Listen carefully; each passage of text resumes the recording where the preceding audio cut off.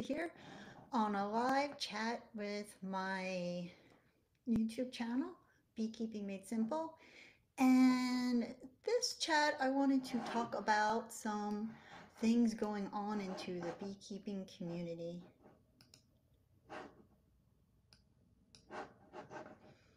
So, this is a new platform I'm using. Pardon me as there are a few second delay as I figure out what on earth I am doing here.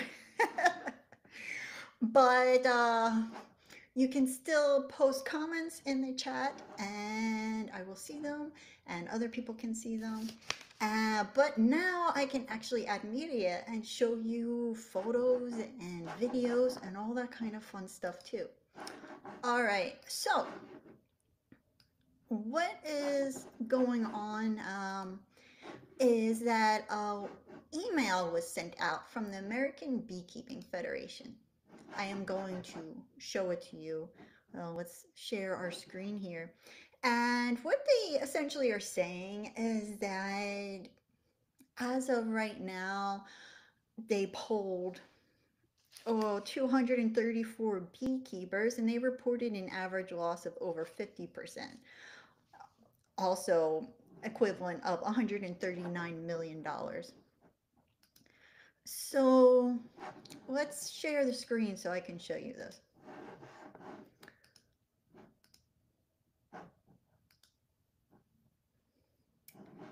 Here we go. All right. Good morning, members. Commercial beekeepers in USA inspect their bees after winter to transport over 90% of the nation's managed honeybees to pollinate the California almonds. They are discovering alarming colony losses. So a little bit of background for you guys. Late January, early February, this is big important time for a lot of commercial beekeepers. They are moving their colonies to California to pollinate the almond trees. The almond trees require pollination. They cannot self-pollinate. I guess they can do it by hand because that's what a lot of farms do for other crops. And so it's a big business. It's a really big way that beekeepers make money in the United States. And so they're saying 90% of managed hives. That isn't 90% of, like honeybee colonies nationwide. But they're talking about, there could be just one apiary that has 20,000 hives. So there doesn't mean that like 90% of the beekeepers in the United States are saying this.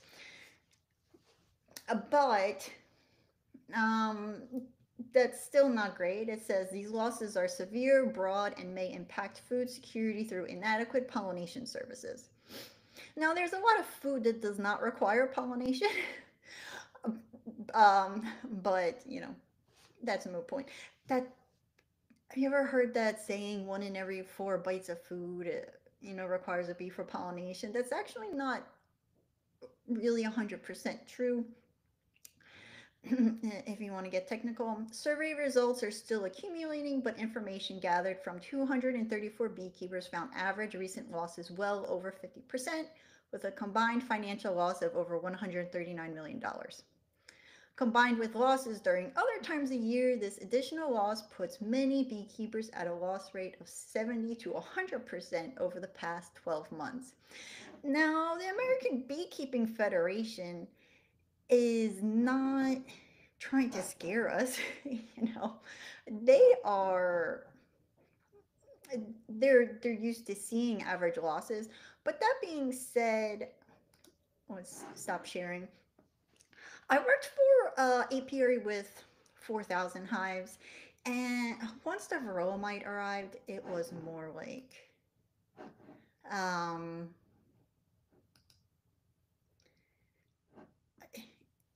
you know, once the varroa mite arrived, they were more so like managing 2,000 hives because they didn't want to increase the amount of employees they had. But it was so what they do is they have 2,000 hives ish, and they every November they take their hives and they split them. And not every hive can be split, but most of them can. They get queens from the queen brooder that is literally across the street on the same road across the street. Companies were started by the same guy originally, but not now managed by the same people. So they got their queens from across the street and they would just split all of their hives. And this did not increase the amount of hives they had. They split their hives just to stay at that 2000 mark. So the 50% hive loss is not that crazy in general for a lot of commercial beekeepers. Now, these people do not offer pollination services, but I did want to share with you a video I took once while working for them.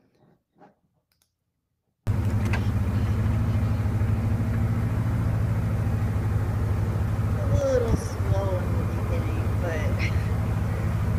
it's just a perfect, just a pretty nice video.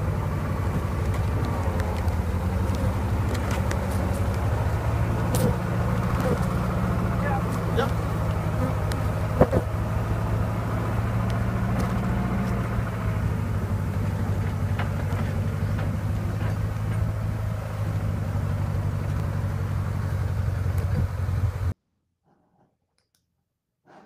So that is commercial beekeeping from their perspective. They cannot move these hives by hand. They, putting them on trucks. They're using forklifts. The beehives are on pallets. They're moving them in the daytime. They cannot do it in the evening when all the bees are back in the hive. And it's not chaotic from the beekeeper's perspective, but from the bee's perspective, it looks quite chaotic and awful for them. The hives are just covered in bees.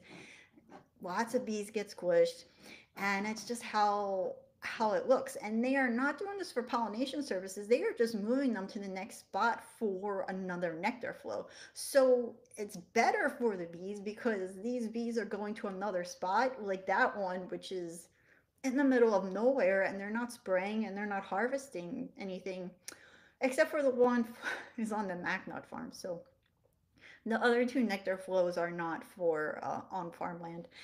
They are in areas that aren't being sprayed. So if they are losing hives at that rate, then I can only imagine that when you're putting beehives on farms that are spraying, that hives are going to be lost as well. Um, but moving on to the next part, because that's not the end of it.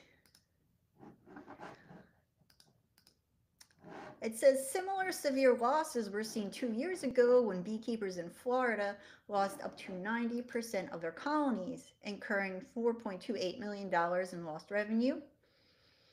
At that time, the beekeepers worked alongside the USDA ARS Bee Research Lab in Beltsville, Maryland to sample and identify parasites, pathogens, and pesticides involved in the crashes. Chemical exposure was also analyzed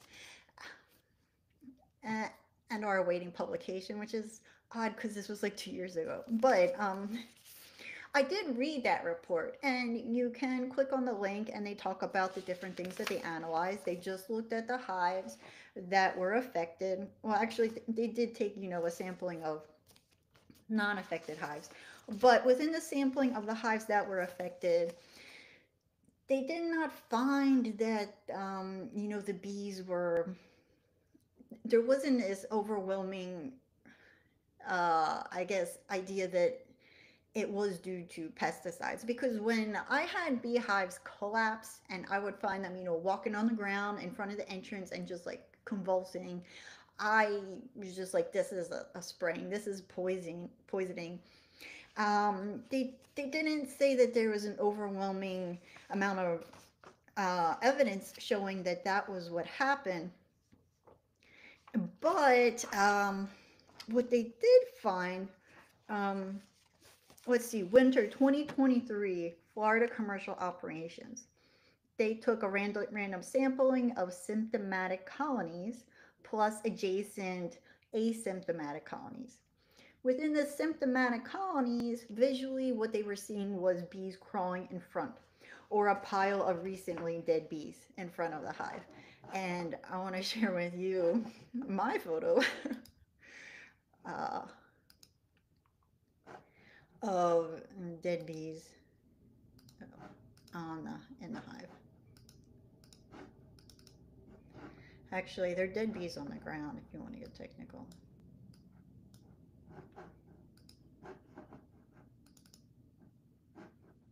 Hmm, it's a little slow. Stop clicking it. Maybe it'll, if I leave it alone, it'll do it. They also did a mite test. So they did half a cup or approximately 100 adult bees that were taken from the center of the brood nest. And they did an alcohol wash for varroa mites. And whenever I've seen those crawling bees outside the front of the hive, I just immediately think it's due to a spraying. But they said overall what they found was the varroa mites within the hives. Um, Now, when they had this loss, it was also right after Hurricane Ian. And so, that was one thing that people were thinking was that there was a whole lot of spraying being done because of the mosquitoes. And they were just trying to keep the mosquitoes at bay. So, but they still, as I said, they don't have a full report out yet. Let's see. Spraying for mosquitoes after Hurricane Ian, larvicide and adulticide in a combination of ground and aerial sprays were done throughout the state of Florida. But still, they said the most persistent observation was the reporting of varroa mites among the hives. Beekeepers reported to apply a miticide in October and November with follow ups by most beekeepers in January, and they were still finding levels of varroa mites in the hive. It's a little vague. I mean, these miticides don't kill 100% of the mites, so the question is, like, what is this level that they're finding? But what I will say is that years ago, well before my daughter was born, well, not well before, I'd say maybe when I was pregnant with her, was when I was noticing this. The beekeepers in Hawaii were starting to, the commercial ones were starting to really start to get hit hard by the varroa mite. And by then, the varroa mite had been in Hawaii for over 10 years. And we were dealing with them, and we had lost a huge amount of colonies when they first arrived because also the small hive beetle came and it just wiped out the population. But we had been building back, and it seemed like while managing the varroa, the bees were dealing with the hive beetles and it wasn't so bad. And then what I think happened was the overuse of the really popular treatment that uses amitraz, like an apivar strips. Uh, my bees just didn't respond. The mites did not respond to it whatsoever. I had put it in and it did not lower my mite levels at all. And so this is one of theory is that overuse of miticides, certain miticides, has developed, a resistance to it by the varroa mites. And even though beekeepers are using miticides, their varroa mite levels aren't, changing. So that's a question of whether these beekeepers are testing for mites before and after a treatment is put in. And I've gotten a bunch of times people have asked me that question. Like, can I just put a treatment in? Why do I have to test for mites? If I'm going to just treat anyway? And yeah, that's a good question because even if you do a test and your test comes back with like a 0 or a 1 or a 2, I still recommend putting a treatment in because you need to get like a result of 0 or 1, like multiple times before you can really be confident that this is a hive that is dealing with mites on their own and do not need a treatment. Otherwise, you treat the other hives and not this hive, and that hive is just going to become infested with varroa mites. You really want to just treat the whole apiary.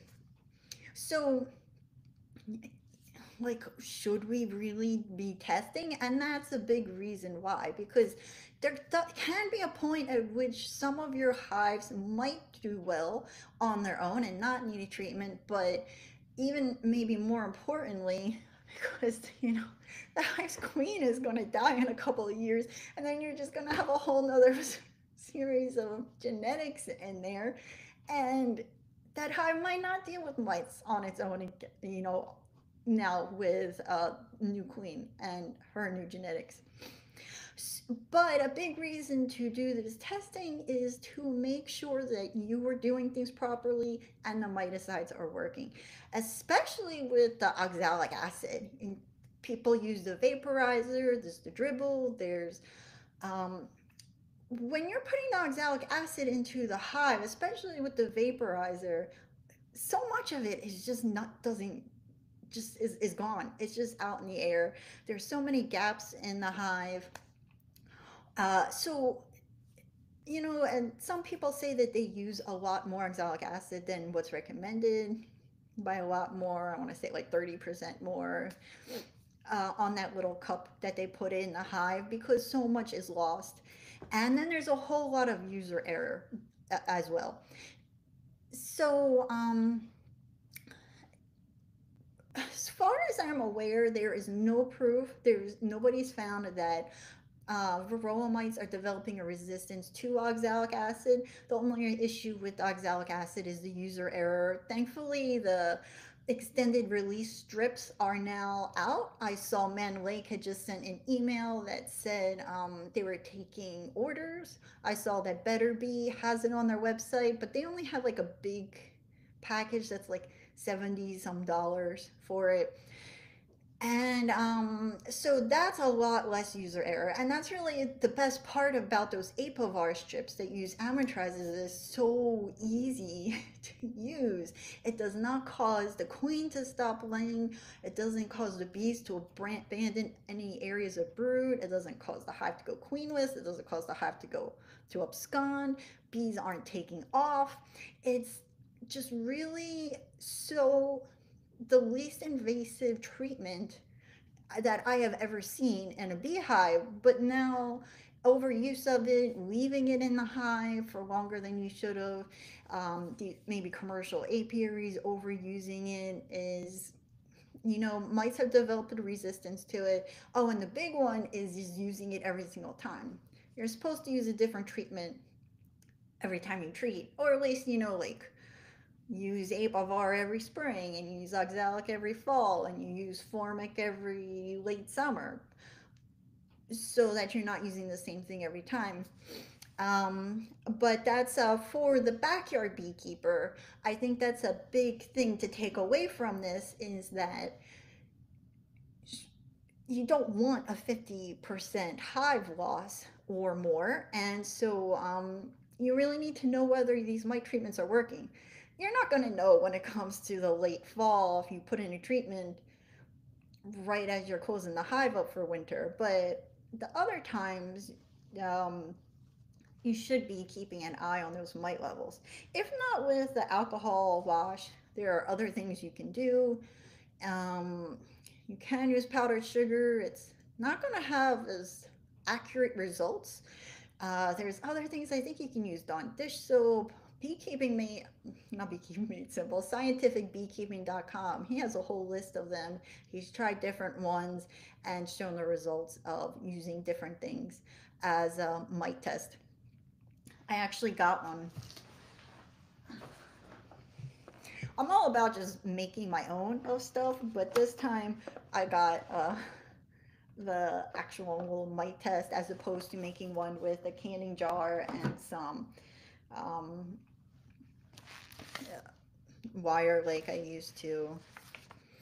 Now, the alarming part, because it's like, well, if it's not that big of a deal, beekeepers are used to losing 50% of their hives, then why are they sending out this email that kind of sounds pretty terrible? I'll go back to sharing my screen with you guys to show you the rest.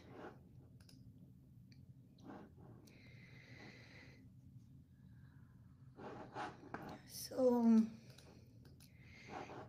it's really the fact that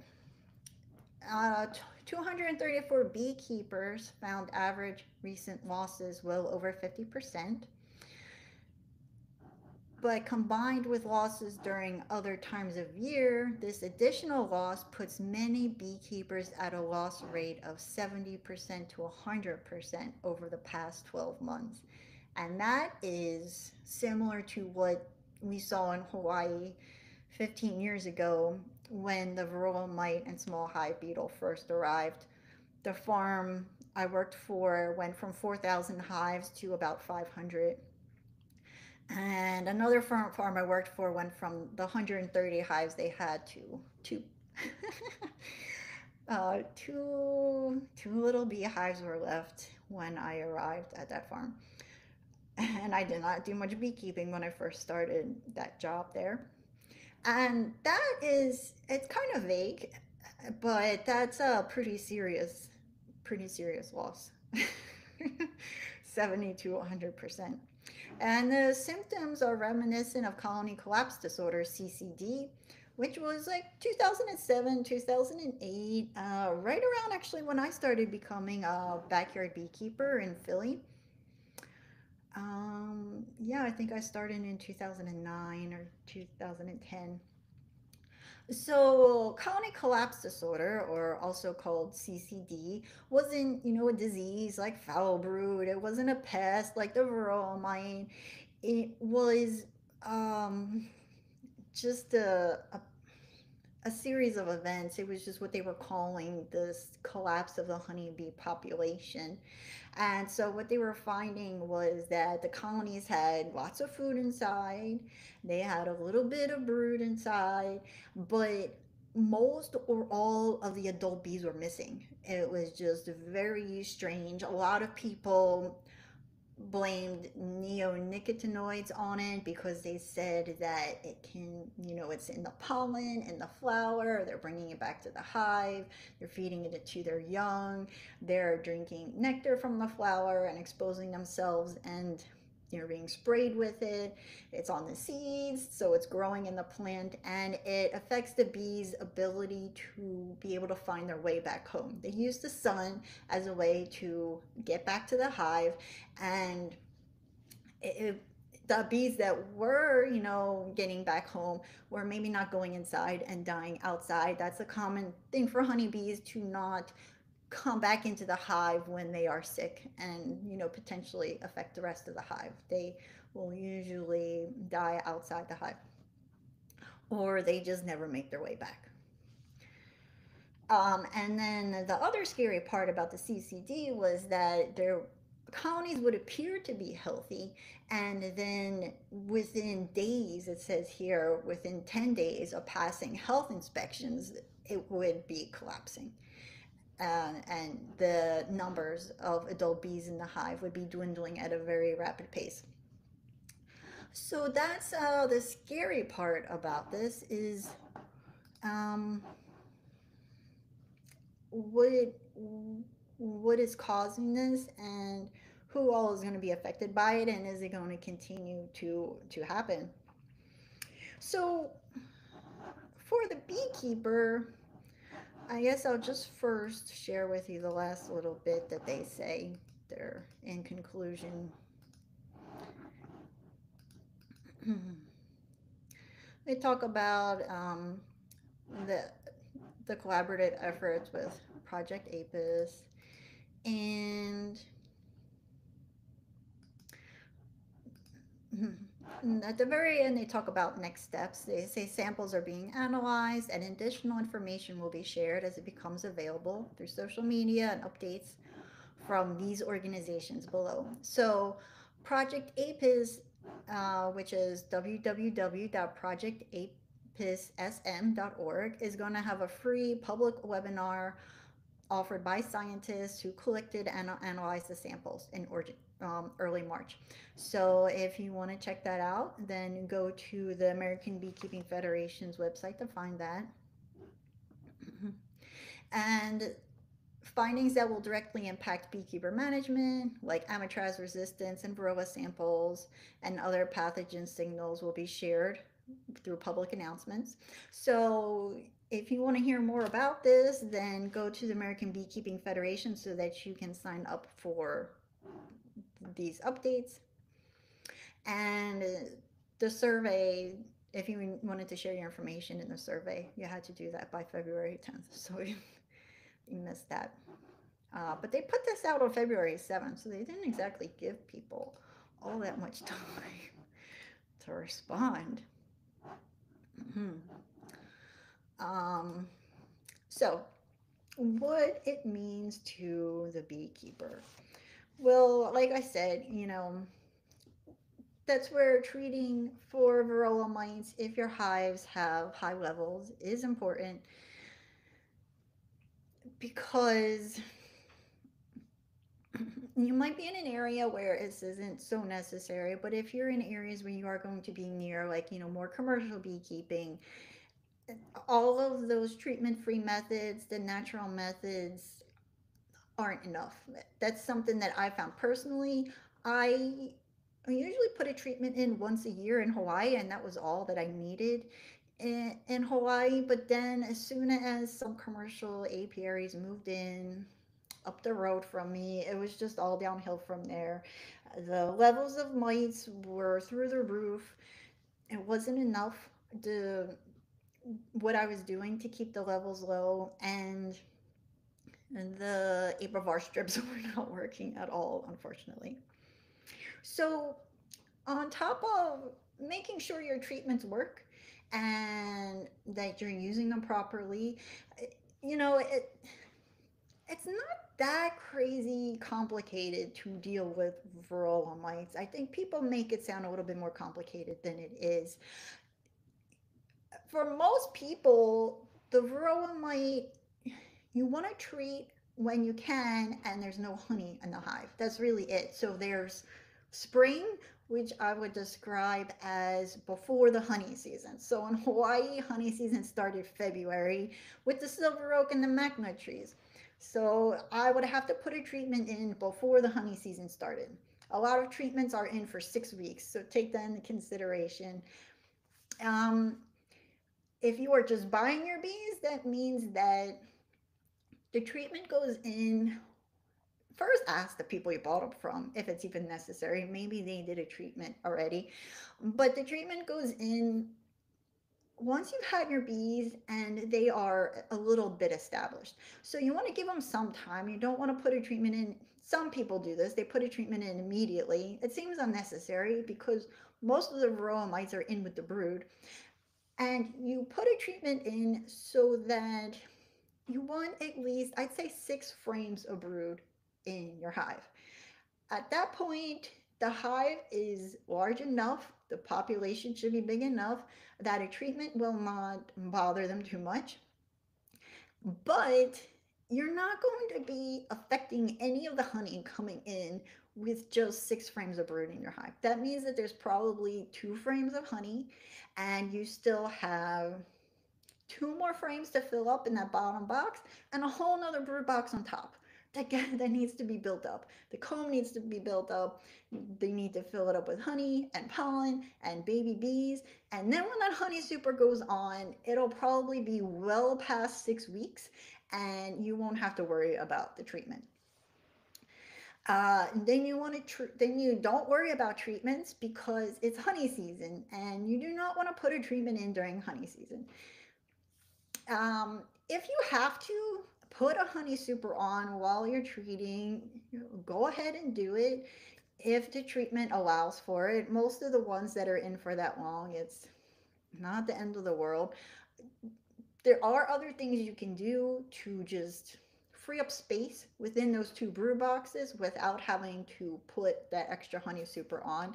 What I do is any of those frames that are in my beehive during a treatment, I take a Sharpie and I write the letter P on the bar, and that stands for poison. Even though, some of these are organic and it's not really poison, but I just write P because it's just easiest.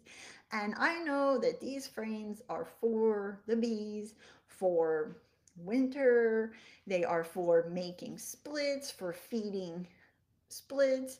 They are not for honey consumption, body products, all those kinds of things.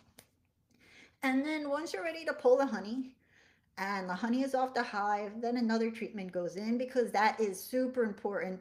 Those are the winter bees that are going to be the queens laying eggs for. And those bees need to be as healthy as possible. You do not want varroa mites living in those cells with the pupa. That's where they hang out. You do not want them feeding off of the pupa, transferring viruses to them. Their babies hatch in those cells with the pupa and feed off of it. Sometimes they don't hatch. Sometimes they hatch with deformed wings and other viruses. Sometimes the bees will pull them out before they hatch. And the ones that do hatch are often not strong enough to carry the hive to winter. So if your hive dies early winter during those first few really cold nights, that is most likely an issue with varroa mite infestation because the winter bees could not properly cluster up to produce enough heat to keep them warm. And they're not keeping the hive like 90 degrees like in the summertime. And when there's no brood present in December, they're just trying to keep themselves alive. So if they can't produce enough heat for that process, then the hive is just going to collapse. Um, so that's the second time you put a treatment in, and then the third time is right before you close it up for winter because then late summer comes and unfortunately a lot of flowers die off and bees rob each other and they're all at the same few flowers that exist, and so then they just like attack. They're just attacking each other's hives. There's tons of robbing. Varroa mites get spread very quickly. The mites and the viruses are just all over. The strongest hives, the hives that brought in the most honey, the ones that you would consider your all-star hive all year, is the one that is the most at risk to collapsing right now. And that's going to just be overrun with mites. So you really want to treat again before you close it up for winter. And that's the varroa mite plan. You can't treat more often than that because you're not supposed to treat when there's a whole bunch of honey on the hive, and you're not supposed to treat when it's too cold to open the lid up. So it's not like that crazy complicated. Some people will put in a treatment in the winter time as well. Um, I haven't found that that's necessary in a lot of areas, but that's when talking to other beekeepers near you comes in handy, and finding out from other people. When it comes to what treatments to use, you want to use different treatments all the time. Oxalic acid works best in the late fall before you close the hive up because it cannot penetrate through the beeswax and affect the bees in that are pupating, which is where most of the mites are. So you can get the extended release strips, which just came out. I think they're in for 6 weeks, and then that can work any time of year. Or you can use your vaporizer or the dribble method or whatever you want to use at the very end when there's little to no brood present. You can use it in multiple increments, like 5 days apart for 5 different treatments. But if you just want to use oxalic acid all the time, but there are other treatments. So oxalic acid is the number one treatment for that late fall before you close your hive up. And then you have formic acid, you have Apiguard, Apivar, and there is Hopguard. I haven't used Hopguard in like 10 years maybe. The farm I used to work for sold organic honey. Don't, please don't yell at me about this. It is not certified by the USDA, but the USDA does recognize this certifying agency. And with this certification, they had to use only organic methods to treat their hives. And so they used formic acid and HopGuard. I haven't used it in a long time, but when I used it, it was a mess. The bees would like totally ignore the area that those strips were in. It was all like goopy and ugh. It just made a mess in the brood area, and the bees were definitely happy when those things came out. It almost looked like it burned a hole through the brood because the bees would just like abandon any brood that was around those strips. Um, Formic acid and Apogard are just both temperature sensitive, so you you have to follow the directions, especially for the Apogard, to make sure that the bees do not abscond and take off. You don't want too much of that in the hive. What happens is I think because of the smell, if it's too hot, it can cause the bees to just abandon the hive because they're just so mad about about the scent. Formic acid can cause queen loss, and so Apogard is good in the springtime to use when it's not so hot out yet. I haven't noticed that it bothers the queen too much because it's really important that she's laying and she's you know that you're increasing the population. That's the bee's main goal in this springtime. It's not honey production, it's boost the population. So when all those flowers are blooming and there's a big nectar flow going on, they have the bees to do it. So during that time when your main concern is helping the bees increase their population, what you want to do is not bother the queen too much. So Apogard is a good treatment. If it works, Apovar, which is Amitraz, is also a really great treatment because it does not bother the queen at all and doesn't bother the brood. Apogard will annoy the bees a little bit, so they are a little bit distracted by this and they try to carry it out of the hive. And the Apovar, they just walk by it. And so by walking by it, you keep putting it in areas where the brood is. And so they're just walking by it, walking around it. It gets brought around the hive, and that's how it's dispersed. So both of those are good in the springtime. And then in the late summer is when you can use Formic or you can use Apogard. You can use extended release oxalic. I believe there's no temperature restrictions for it, but it's very new, so I haven't tried it yet. Um, there are temperature restrictions for the Formic, but assuming it's not too hot out, that is a time when you could use it. And if it caused queenlessness in your hive, you still have time to replace her. And actually, that break in the brood cycle would be good for the bees and lowering their varroa mite levels. That's something that treatment free beekeepers do. They might pinch their queens at that time of year or cage her to just stop that brood cycle for a little bit, cause that break. And that's a good way to lower varroa mite levels. A lot of people that didn't stop their bees from swarming, their bees survived the winter, and that's really because when their bees swarmed, their queen took off, all of the brood hatched before new brood started to come in, and it lowered the mite levels. Mites took off, and so if you were to lose your queen at that time, it's not the end of the world. And better if formic acid can cause old queens to, I don't know if they're killed by the other bees. I guess so. I guess that's what's happening, but it can cause hives to go queenless when you have older queens in the hive. So better to know that in the late summer when you can requeen than in January when she was supposed to start laying and now she's not because she was too old and she should have been replaced.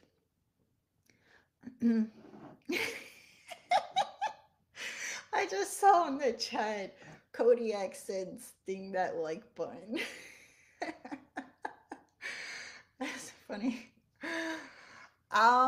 So thanks to you guys for tuning in. I see someone from Vermont and wherever you guys are from, how many hives you have, how long you've been beekeeping. It's nice to see everyone's different levels of beekeeping. Bird says I started last year with what I was told was hygienic bees. I didn't treat one hive absconded right before we got hit hard in Helen, and my other hive is still standing from what I can see. Absconding is because of varroa mite infestations, but yeah, it's very you can't promise hygienic bees. From what been told, I interviewed Randy Oliver at Scientific Beekeeping, and they're really working on breeding hygienic bees, but you can't promise it. No matter how hygienic the hive was, you can't promise that the queen that they produce is going to have those same exact traits. But it sounds like maybe one of the hives did and one of the hives didn't. Um, but if your bees abscond, the number one cause is varroa mites. That's their last resort because most of the mites are in with the pupating bees. So if they abscond, they take off and they abandon all of those affected brood and they start all over again.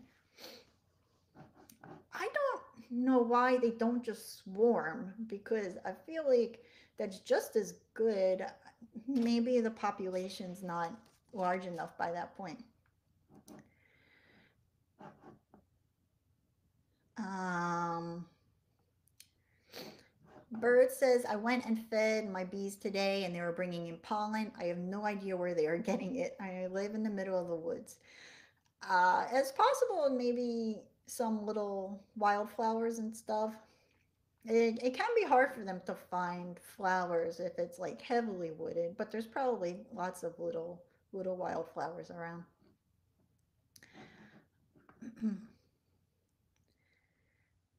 Bird says, would you still recommend treating if you live miles from other people or other hives? Yeah,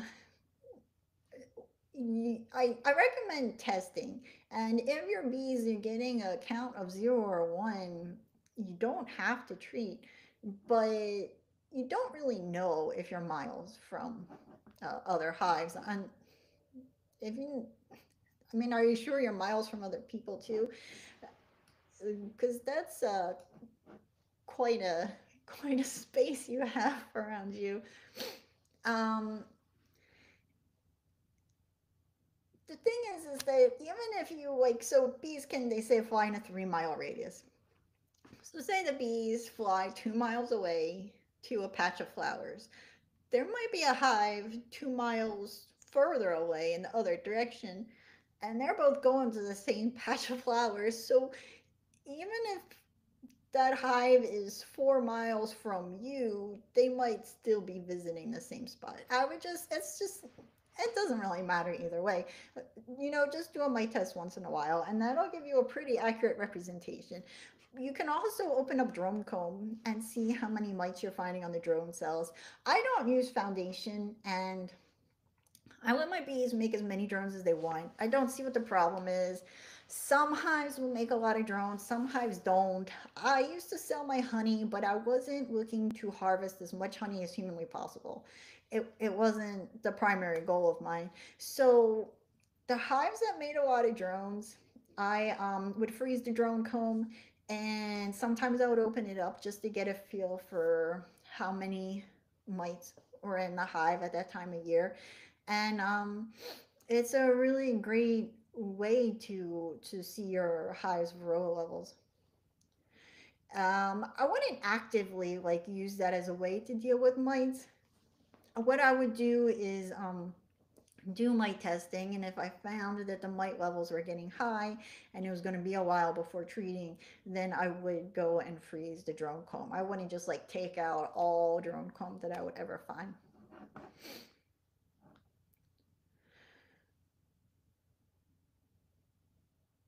Swarmstead says no bee apocalypse here. One of my best winters. It's been a cold winter for, so I've been told, one of the coldest in the last 15 years, I believe. But yeah, for the backyard beekeeper, I don't really think you're going to see much of a difference other than maybe there might be a lower amount of packages to be purchased from those big beekeeping supply places down south. Um, I really think that what they're seeing is what they saw in Hawaii 5 years ago, which was that they're just overusing these chemical treatments and they're not working so well anymore. And it's really like people are just having a huge amount of colony loss in Hawaii a few years ago and still now.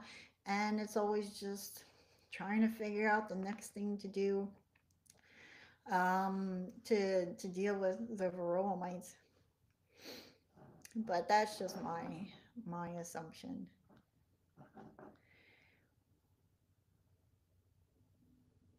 Um, let's see. Nebraska here, trying to keep 4 hives. Have lots of farming around and the usual other problems. Cold weather, -20 last night. Oh my goodness. Bird says over 169 acres. Literally in the middle. I literally live in the middle of the woods, mostly undeveloped. My dad lives on the neighboring property, so I'm pretty sure. Well, then it sounds like they probably are. Like as long as you can keep not bring in new hives, then they might not need to deal with treatments. Just for that, then you might, like, if you're gonna buy something like a package, you know, use oxalic acid or vaporizer or something to just like get rid of anything that might be hanging out on any of those bees in that package before you put them in a hive, and they might be fine for the rest of the year. The difference between absconding and swarming is absconding is when all of the bees take off, and swarming is when the queen and about half of the bees take off, and the rest of the bees are left with the brood to make a new queen. Most of the time, there's a queen cell in there that's going to be hatching in the next few days. So, if anyone has any questions about it, let me know. Oh, the other thing I wanted to talk about, for the backyard beekeeper, if you're trying, I have this video that I'm putting out on Saturday. It's talking about the lies about beekeeping. And when it comes to lies of beekeeping, I really hate it when people saying that they're doing their part by becoming a beekeeper, because a lot of people get into beekeeping and then their bees die and then they give up, and that's not, like helping the honeybee population. But when you read articles like this, it starts to really put in perspective the fact that the honeybee colonies might start to become more dependent on the backyard beekeeper to be the ones to help the bees rather than the commercial beekeepers. For the most part, I think the commercial beekeepers are the ones that hold the majority of the honeybee colonies in the country. I could be wrong about this, but you have beekeepers that have tens of thousands of beehives, and the backyard beekeeping arena, I think, is small potatoes in comparison to how many beehives are kept by commercial beekeepers.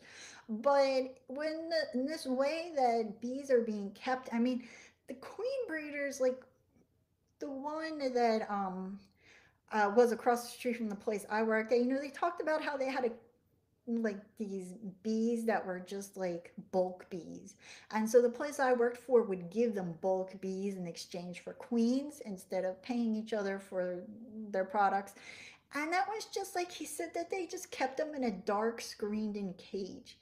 and they have a queen, and they were literally just like a big cage of bees that they would throw into hives when they needed bees for the hive. And they, just like pheromones out the window, whatever, just queen cell, bulk bees, some frames, and boop, boop, boop, putting all these things together like it's a recipe, not like they're living things. And it just, the commercial arena just wasn't for me. It made me really sad. And it was very depressing to see bees treated like this. I kind of pictured it as bulk bees were like the bulk food section in Whole Foods where you would get your oats and stuff, just scoop them out. Um, so that being said, if there is a point at which the hobby backyard beekeepers are the ones that are really going to have to make the change in honeybees and how they are treated and how we're going to help them deal with varroa mites and be healthy, then one, if your hive is overrun with varroa mites, do something about it. Don't just leave them to abscond or take off and have these mites just everywhere. At the very least, if they abscond, which means they all take off, take that comb, the pupa, feed it to your chickens, or throw it in the freezer, kill those varroa mites before they get out and they go somewhere else. The other thing is to consider splitting your hives.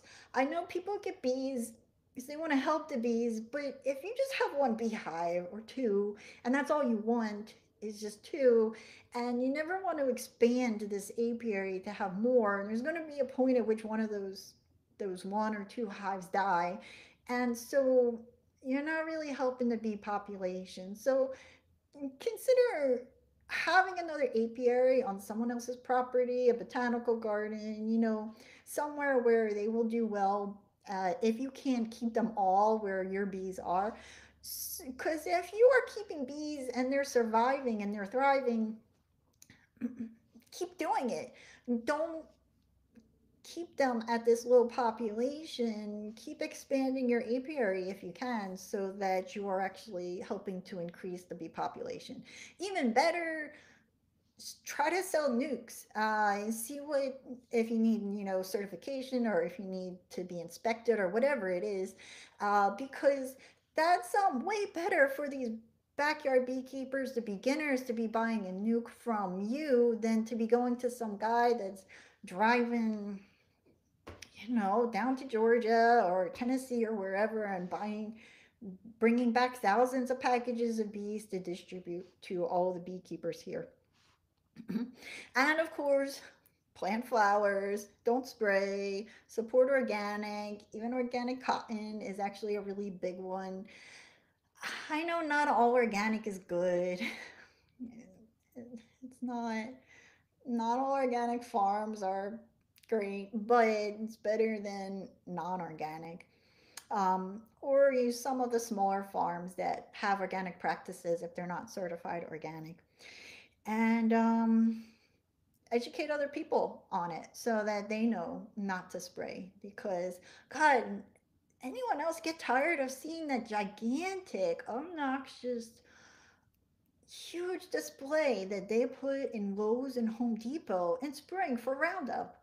Like, I try to go buy a paintbrush and they have like two in stock still for the size I need. But if you need Roundup, they have a floor to ceiling display right when you walk in the door of 500 of the same stupid bottle. And I'm like, man, wait, this is not necessary. It's not necessary to kill all of these beneficial insects and poison our soil and ourselves, all because we don't want to bend over and pull out some weeds or look at them. So that's my rant. Thanks, you guys, for tuning in. Hope this looks okay.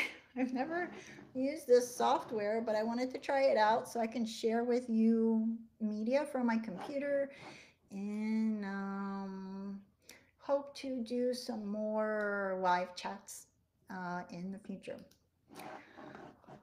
Take care, and I hope your bees are doing well. Bye.